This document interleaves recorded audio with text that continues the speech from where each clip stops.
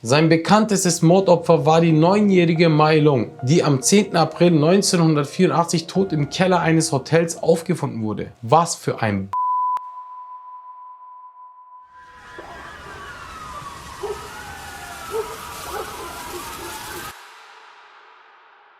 Ricardo Leyva Munoz Ramirez, auch bekannt als Richard Ramirez, wurde am 28. Februar 1960 in El Paso, Texas geboren. Er war ein US-amerikanischer Serienmörder, Entführer, Vergewaltiger, Einbrecher und Kinderschänder. Ein richtiger Charra war das. Zwischen den Jahren 1984 und 1985 hat er 13 Personen das Leben genommen und vergewaltigte mindestens 11 seiner Opfer. Ramirez wurde vor seiner Verhaftung als Night Stalker bezeichnet. Er wurde als jüngster von 5 Kindern des Ehepaares Julian und Mercedes Ramirez geboren. Ramirez hatte 2 Geschwister, die mit einem Geburtsfehler auf die Welt gekommen sind. Außerdem wurde seine Mutter abgeraten, beim Beginn der Schwangerschaft das Kind auszutragen. Ramirez' Mutter jedoch sah vom ärztlichen Rat hinweg. In der Schule erlitt Ricky epileptische Anfälle, die möglicherweise im Zusammenhang mit 2 Kopfverletzungen stehen, die er damals als Kind erlitt. Und als Ramirez noch frische 9 Jahre alt war, wurde einer seiner Brüder und eine Schullehrerin sexuell missbraucht. Einer seiner Cousins war Green Beret, das ist eine dienstälteste Spezialeinheit der US Army im Vietnamkrieg, und gab damit vor den 12-jährigen Ramirez an, dass er Frauen gequält,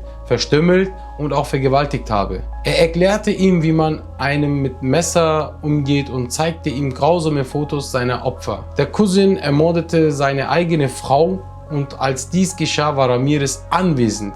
Er wurde deswegen als unzurechnungsfähig erklärt und in einer psychiatrischen Klinik eingewiesen. Meiner Meinung nach zu Recht. Ramirez verbrachte die Nächte auf den Friedhöfen, zu denen er sich hingezogen fühlte. Er entwickelte sich in dieser Zeit zu einem Satanisten, im Gegensatz zu seiner religiösen Erziehung.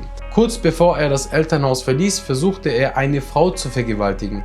Doch kurze Zeit darauf kam der Ehemann in das Zimmer und verprügelte ihn. Bei der Polizei wollten sie letztendlich nicht mehr aussagen, da sie nichts mehr mit diesem Vorfall zu tun haben wollten. 1976 zog er nach Los Angeles. Dort begann er mit Drogen zu handeln und Autos zu klauen. 1984-85 lebte er im 14. Stockwerk des Cecil Hotels. Ja, genau, das Hotel mit dem Fall von Elisa Lam.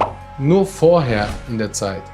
In dieser Zeit begann er 14 Morde und 11 Vergewaltigungen. Sein bekanntestes Mordopfer war die 9-jährige Mai Long, die am 10. April 1984 tot im Keller eines Hotels aufgefunden wurde. Ramirez wurde allerdings erst 2009 durch eine DNA-Abgleichung in Verbindung gesetzt. Sein erstes Opfer war allerdings eine 79 Jahre alte Frau. Diese hatte er am 29. Juni 1984 sexuell missbraucht und erstochen. Sein zweites bekanntes Mordopfer war seine Mitbewohnerin. Die aber konnte entkommen und der Polizei eine Beschreibung des Täters liefern. Er wurde als jemand mit langen Locken, wulstigen Augen und sehr schlechten Zähnen beschrieben. Am selben Tag zerrte er eine 30 Jahre alte Frau aus ihrem Auto und erschoss sie. Diese Fälle wurden in den Medien sehr aufmerksam von der Bevölkerung verfolgt und die Bevölkerung brach dann auch in Panik aus. 3 Tage später entführte er ein Mädchen aus Eagle Rock und missbrauchte es. Am 27. März 1985 tötete er in Whittier den 64-jährigen Vincent Zazzara und dessen 44-jährige Ehefrau Maxine, dessen Augen er herausgeschnitten hatte. Laut den Untersuchungen der Leiche wurde die Verletzung nach dem Tod zugefügt. Die Augäpfel wurden anscheinend noch nie gefunden. Morok, wieso kann ich mir bei solch einem kranken Typen vorstellen, dass er diese Augäpfel irgendwie, keine Ahnung, vernascht hat oder so? Schreibt mal unten in die Kommentare rein, was ihr denkt, was er mit den Augäpfeln getan hat. Die Polizei startete eine Ermittlung, die allerdings den gesamten April ergebnislos blieb. Und Ramirez begann in dieser Zeit keine Verbrechen. Doch im Nachhinein drang Ramirez in eine Wohnung eines 65-jährigen Mannes und dessen Frau in Monterey Park ein und schoss den Mann in den Kopf. Im Juni und Juli werden 3 weitere Frauen in ihrer Wohnung ermordet. Eine wurde erschlagen und den anderen beiden die Kehle durchgeschnitten. Am 20. Juli 1985 tötete er in Sun Valley einen 32 Jahre alten Mann und schlug und vergewaltigte die Frau des Opfers und missbrauchte den 8-jährigen Sohn des Paares in Gegenwart der Mutter. Was für ein Nach einigen weiteren Vergewaltigungen und Tötungen wurde Ramirez letztendlich gefasst. What's your name? What's your name?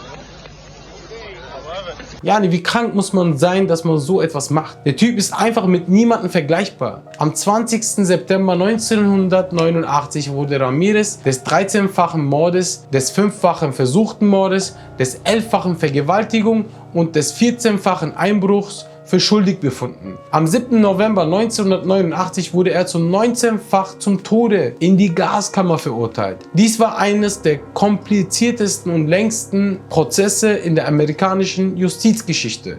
Bis zu 1600 angehende Jurymitglieder wurden angehört und 165 Zeugen befragt. Am 3. August 1988 berichtete die Los Angeles Times, dass einige Gefängniswärter mitbekommen haben, dass Ramirez plane, eine Waffe in den Gerichtssaal zu schmuggeln und den Staatsanwalt zu erschießen. Natürlich wurden dann daraufhin Metalldetektoren vor dem Gerichtssaal aufgestellt und jeder Besucher wurde intensiv durchsucht. Das Verfahren wurde am 14. August unterbrochen, nachdem das Jurymitglied Phyllis Singletary nicht im Gerichtssaal erschienen war. Seine Leiche wurde später tot in seinem Apartment aufgefunden. Die Jurymitglieder haben den Verdacht, dass Ramirez diese Tat von der Zelle heraus angewiesen habe. Ramirez war aber nachweislich nicht für den Tod verantwortlich. Während des ganzen Verfahrens hatte Ramirez viele weibliche Fans, die ihm schrieben und ihn besuchten. 1985 schrieb die freiberufliche Redakteurin des Freelance-Magazins Doreen Leoy den Inhaftierten 75 Briefe. Anschließend machte er 1988 ihr einen Heiratsantrag und am 3. Oktober 1996 heirateten sie in San Quentin State Prison. Da Ramirez jahrelang immer wieder Aufschub erhielt, wurde das Todesurteil nie vollstreckt.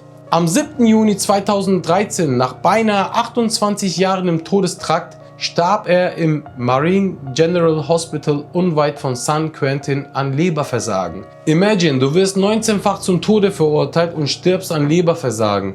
Ich hoffe, das Video hat euch gefallen. Schreibt in die Kommentare, was wir als nächstes recherchieren oder besuchen sollen. Und bis dann, wenn es wieder heißt, Mamis Legacy geht weiter.